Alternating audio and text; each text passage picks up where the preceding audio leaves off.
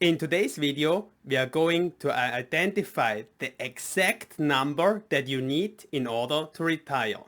Hello and welcome. My name is Peter B and I welcome you here at My First Million, where we are achieving our financial goals together. So in today's video, as said, we are going to identify how much you exactly need to retire. And for this, I will go through my approach and you can follow along in order to identify your exact number for your own situation and life. So first and foremost, you want to identify how much you are spending per year. So how much are you spending per year? I hope you have a pretty good idea about this already. If not, then probably it's time to start tracking all your expenses so that you get a good feel of how much you're spending per year. Once you got this number, imagine yourself in the situation when you are retiring. This could be in a few years or this could be even in decades. But regardless of the time frame, it's good to have an idea what is at least the end goal that you need to achieve at the time when you want to retire. So, as for the second step, what is going to change? If you're still young and don't have a family yet, maybe you'll have kids later. Often also, when you get older, your healthcare expense is going up. It also depends on the location where you will be living. What will be the cost of living when you retire? What lifestyle are you considering when you're retiring? So these are all the factors that you need to take into consideration in the second step. So the current expense, annual expense is the basis, but then try to evaluate which areas will be higher in the time when you retire and which one can get lower. So for me, for example, I already have 2 kids and I don't plan to have more kids. So it's probably the expense for children will not get much higher anymore. But certainly I want to add in some additional money for healthcare expense when I get older. Also, I don't have a car now, but I can imagine myself in the future having a car again. So this is another expense, big expense portion that I need to factor in.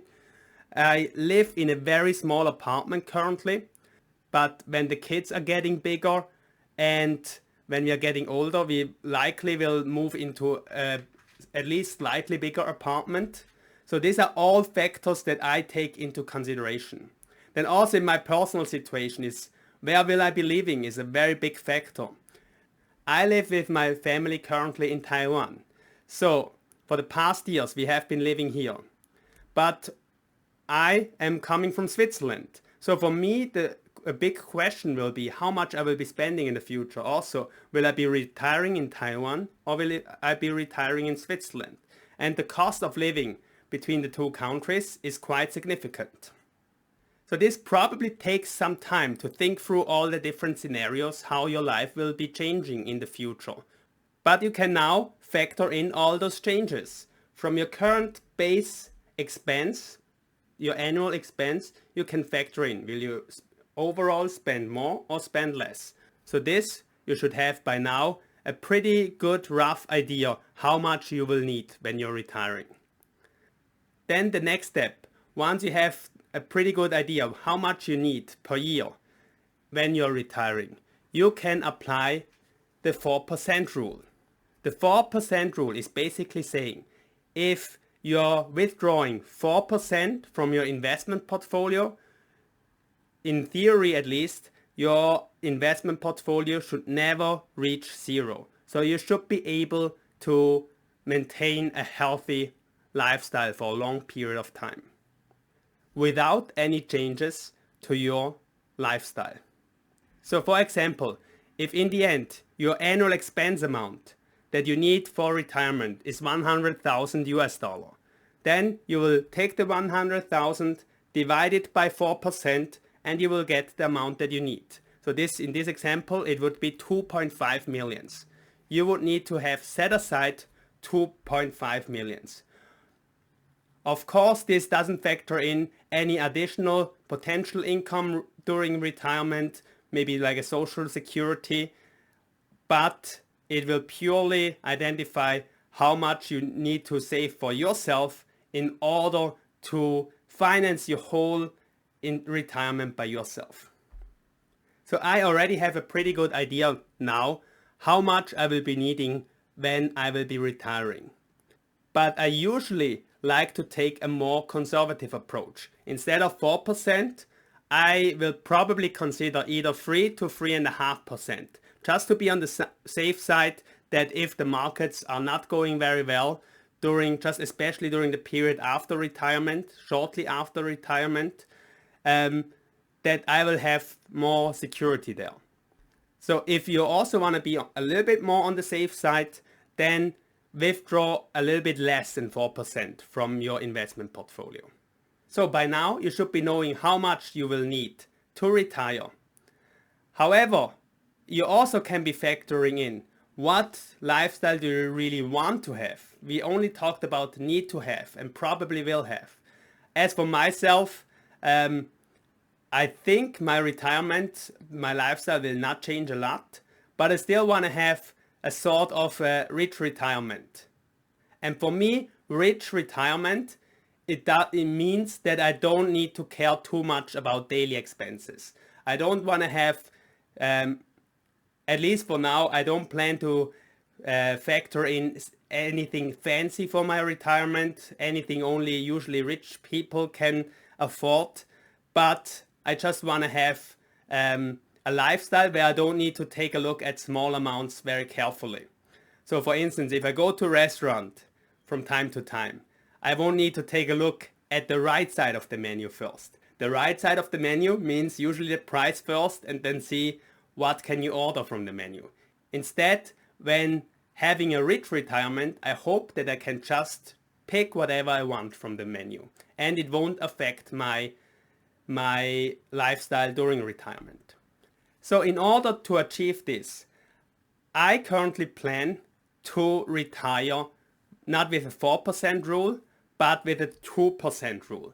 So I hope that at the point when I will be retiring, I only need to withdraw 2% of my investment portfolio in order to finance my lifestyle. And this will give me enough certainty to have my version of a rich retirement. And with the 2% rule, I am pretty sure that I will be on the conservative side of calculating my retirement fund.